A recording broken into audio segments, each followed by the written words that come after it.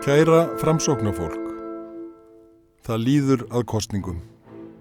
Síðustu 7 ár höfum við unnið hörðum höndum fyrir land og þjóð í flóknu samstarfi. Við erum stolt af árangrinum, stolt af þeim jákvæðu áhrifum sem við höfum haft á líf og störf Íslendinga. Við höfum verið trú þeim grunngildum sem birtast í grundvallar stefnu okkar og voru fyrir löngu meitluð í orðin vinna, vöxtur, velferð. Það sem einkennir okkur umfram allt dugnaður og segla. Við gefumst ekki upp.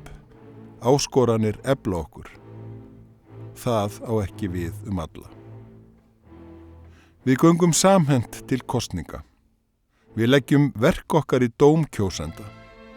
Sækjum okkur áframhaldandi sterkt umboð til að vinna fyrir þjóðina okkar. Þetta ekki fyrsta kosningabaráttan okkar. Í meir en öld hefur þjóðin treyst Framsókn til að vera leiðandi í íslensku samfélagi, bæði á þingi og í sveitastjórnum land allt. Við þekkjum þjóðina og hún þekkir okkur. Næstu vikur ráða úrslitum hversu mikil áhrif Framsókn mun hafa næstu árin.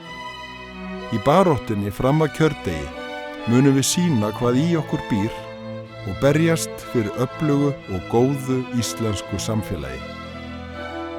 Nú ræsum við vélarnar.